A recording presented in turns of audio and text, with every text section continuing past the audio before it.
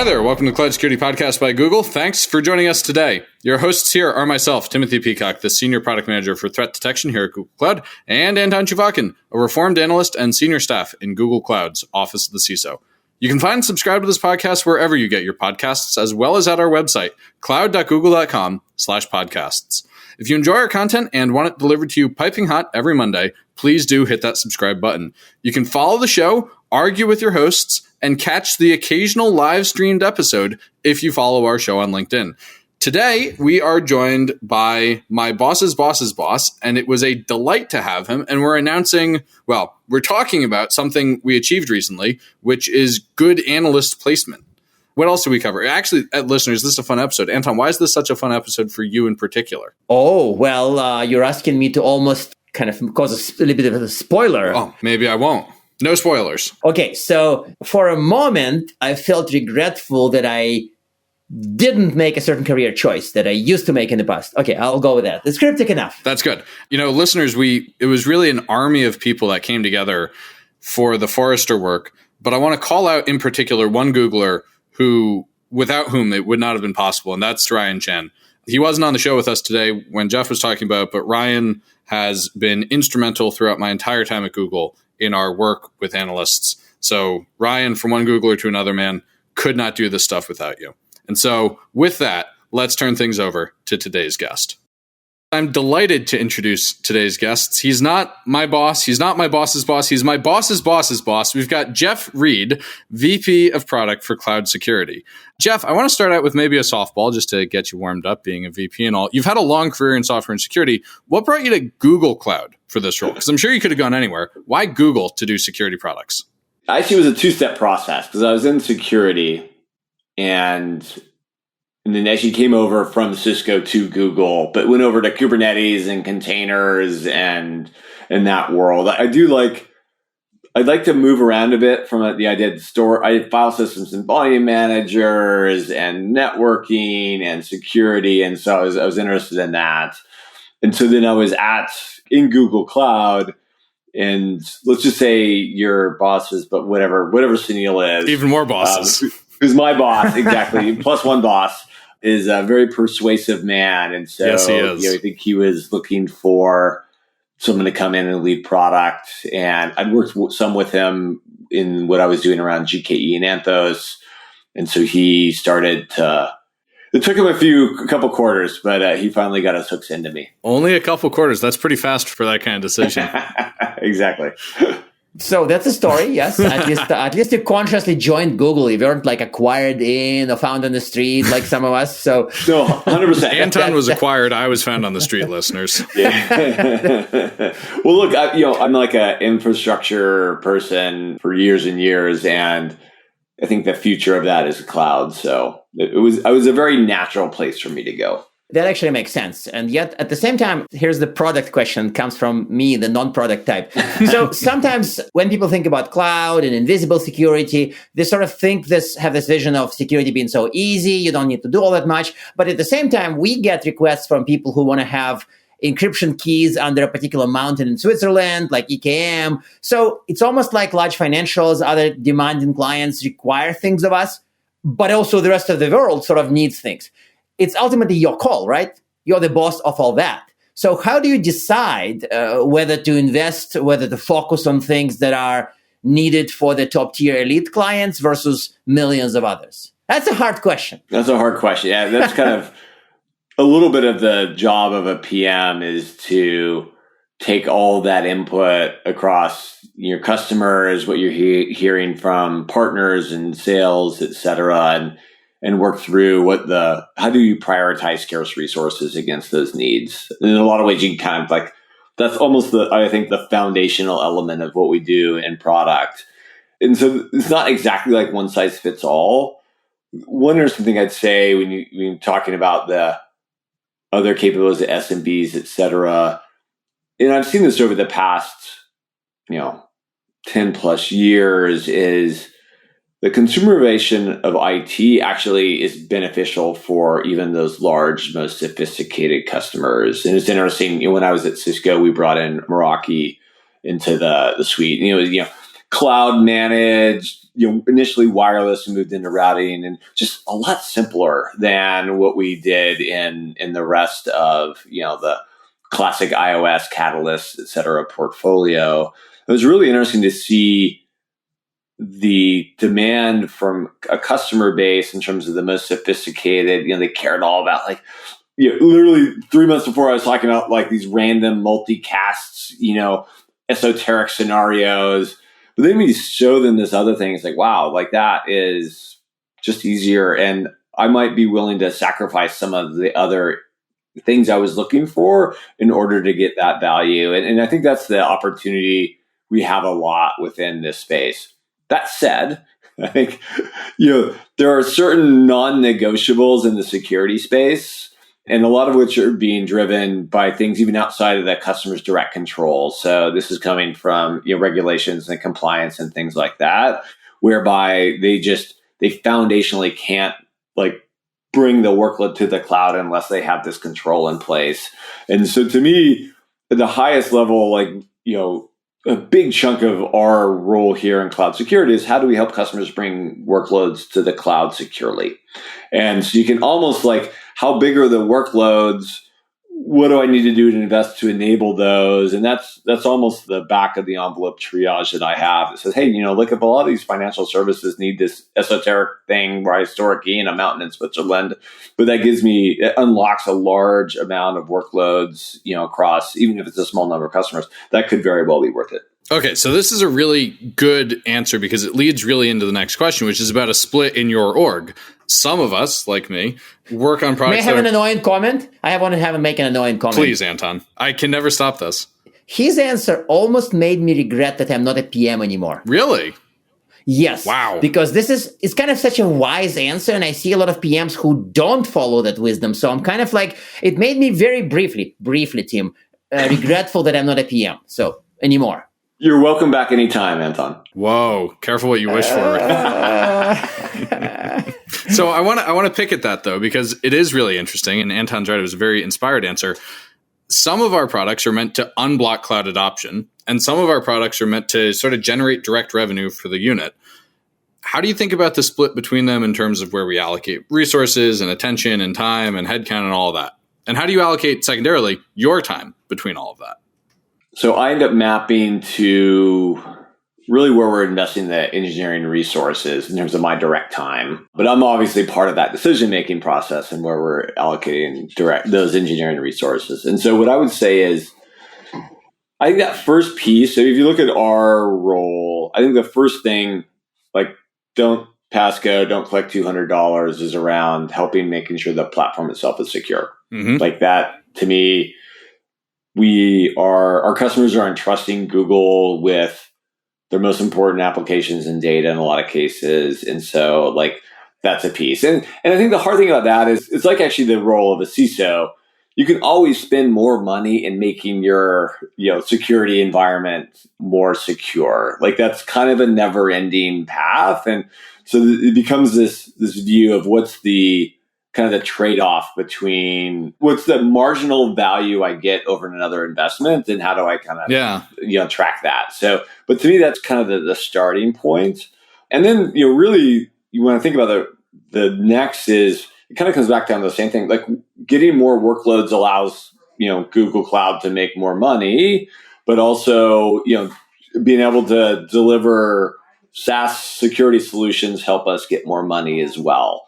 And so to me, it's a little bit of that traction. Does this investment, is it unlocking enough additional workloads that the marginal investment in HSMs and key management, or even policy intelligence, is more valuable versus, hey, I think we can go out and we can change how folks are doing security operations, and that's something that will be more directly monetizable. So as best possible, you try to come to that rationale. It's not perfect by any way, shape, or form. And a little bit else, it just comes down to how much is the field yelling at us or our customers yelling at us. And that becomes a way to, on the balance, you make sure that we're not too overweighted on one side or the other. You know what I really like about that answer is that there's no magic that you just identified, Jeff. It's the hard work of product management there.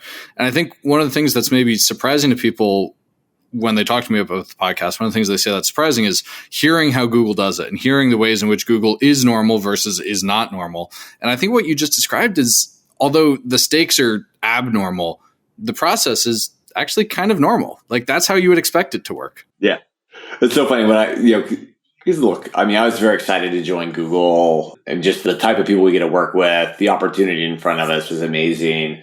I remember talking to friends though after I'd been on board for a few quarters, and it's kind of like, oh, like how is product management like at Google? And I was like, you know what, it's kind of the same thing. Like I think if you're good at this type of role and job and thinking, I think those foundational elements are pretty applicable across a wide swath of things. And as special as Google is, I don't know that it's so special that the product management job is foundationally different. So yes, and I think over the 2 years of our podcast existence, we've seen cases where clearly Google has a magical answer, and when people hear how we do it, their minds are just blown because it's unthinkable. But we also had cases when we describe how we do something, people thought, that makes sense. That's just common sense components done really well together. So I think this is in the second bucket. It's not like we have this magical wand that PM just waves and the priorities just line up right away. Yeah, he's doing it. I'm waving a whiteboard marker, listeners. Yeah, so that actually makes sense. And I think it has nothing with my desire to be a PM again. So, it doesn't affect it. So the question I have from this kind of decisions and all that is that clearly we listen to customers, and customers at times struggle with cloud. They struggle with adoption. I mean, so from my side, Office of the CISO, we see people struggle with adopting cloud securely, figuring out who is responsible. What's your take as a product leader? Like, what aspects of cloud security have you seen people struggle with the most? Like, where is the pain? Can you distill it for us? Yeah. I think there's a standard pain that I saw in the app modernization Kubernetes space. I see as security as well. And I think that is a lot of our customers are looking to map exactly what they've been doing on-prem into the cloud. And there's, I have this control and this boundary, and those things don't always map one to one. And so getting through that process, I think, it has been, I think, reasonably challenging for a lot of the customers that I meet with. It's kind of like, oh, no, but I do this here. And like, well, no, it doesn't exactly work the same way. Or if we made that thing, it would actually take away from some of the capabilities and reasons why you came to the cloud in the first place. And so to me, that's always been this kind of hard thing. And a lot of times this isn't, again, it kind of comes back to, it's not necessarily the exact security practitioners we talk to themselves, but it's hey, I need to go get this approved by our risk council, and the risk council is going to this is the process, and this is what they look for, and this doesn't exist there. So I think that's been one that's probably the pattern I've seen repeated the most when I talk to customers. And the same thing happened when, looking at refactoring their applications and, are you taking advantage? I want customers to take advantage of things that we can uniquely do really, really well in the cloud. And, the threat detection stuff that Tim has been driving us, he's a great example. You just can't do that unless you were Google. And so can we enable that? But that means that, well, where's the agent on that? Well, no, we don't need an agent on that. So those are the types of things that I think are kind of interesting. But so, sorry to kind of rephrase this, but is it again about their minds being on premise, but they come to the cloud?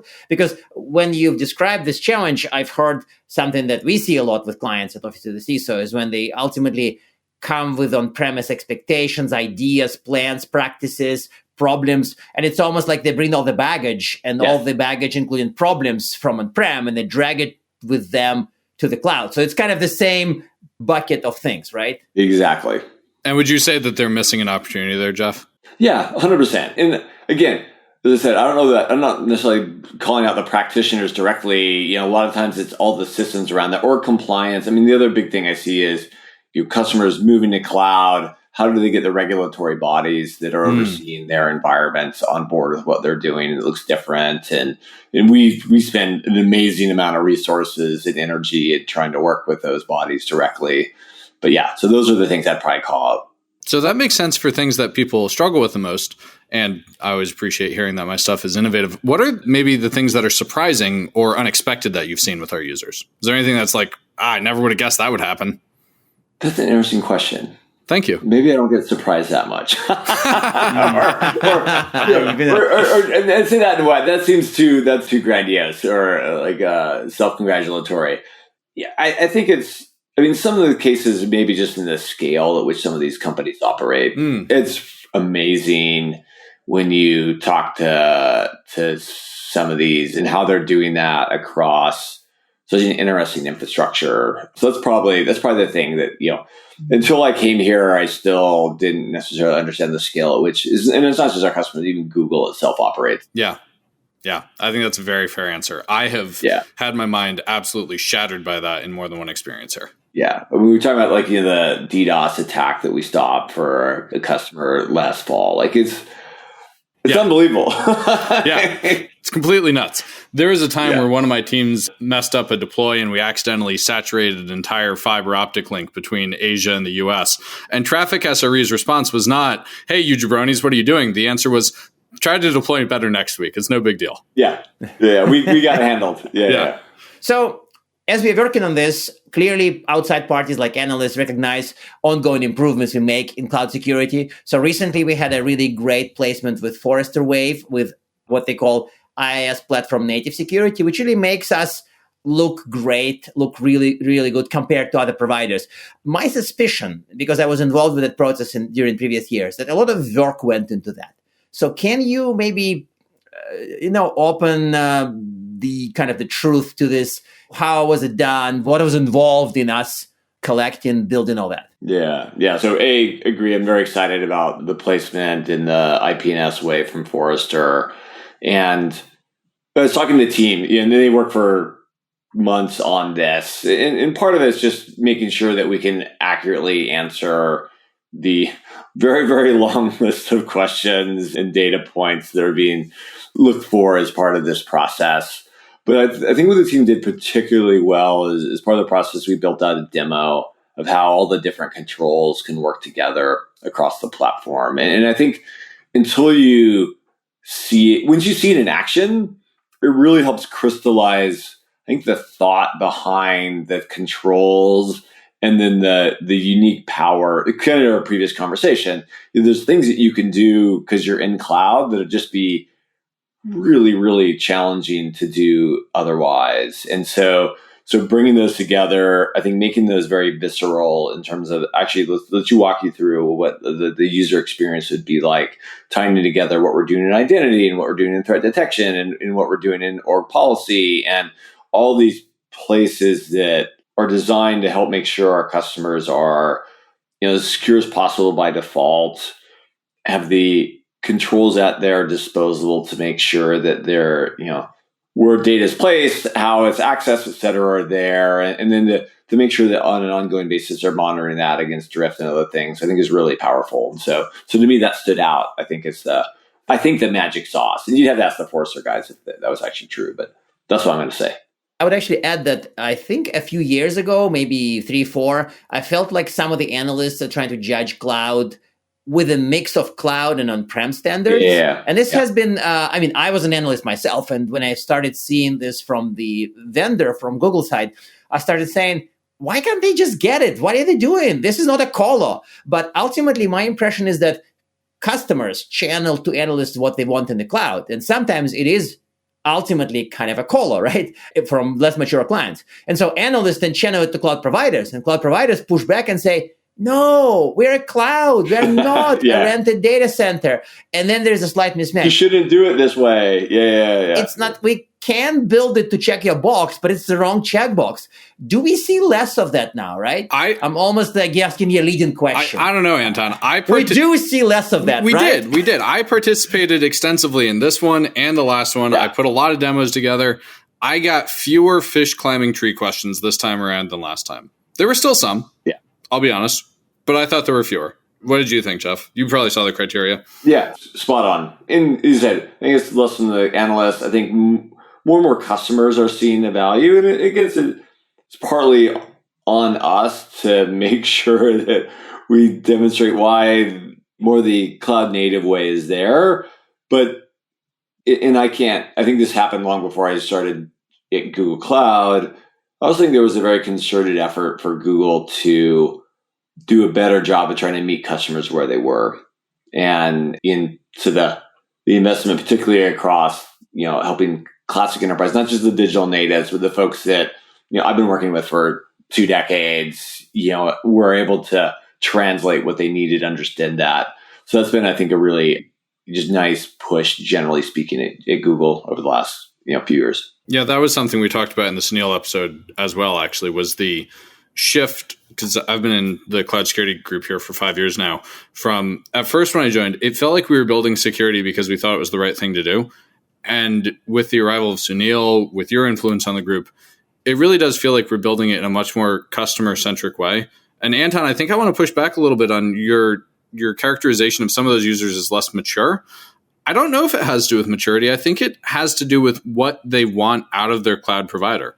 I don't think it's invalid to say, I need a bunch of equipment and I don't have linear feet to put it in my data center. Yes, I think you're right. I think I would probably apologize for treating them all as less mature, but I've certainly seen this as both the sign of a cloud need, kind of a legitimate requirement for that, but also in terms of maturity. People who were sort of raised and born and educated in the 90s and their IT experience was all 90s realities. And then suddenly they're in the cloud. So they demand the 1990s stuff. Killing me. Okay, you're all laughing at me. Okay. All right. So Jeff, we agreed in advance on the questions, but I want to throw you a curveball because Anton's got it pulled up on the screen. Curveball question, listeners, he didn't have this one in advance. Is cloud migration a risk reduction move? We've been asking every CISO that question. Well, Jeff thinks we can give a quick context on this. They've been ambushing CISOs with that question because, Phil Venables always says yes, and he cannot be ambushed with this, but we've been testing this on others. So I think, yes. And look, I was actually going to talk about Phil's. I think Phil has a very articulate way to talk about like the economies of scale that we're achieving in cloud allow us to make investments that almost no other enterprise would be able to do. And so if we do our job right, customers can migrate to the cloud and they're operating on top of a base that has so much investment from a security perspective. And this is an investment not only in support of GCP, but frankly, like all of Alphabet. So, so the fact that we can, amortize these what would almost be ludicrous decisions and investments if you were a standalone company, I think it raises the tide for all the customers that are operating on the cloud. And the other thing too, I think it's interesting is, the availability has a role to play in security as well.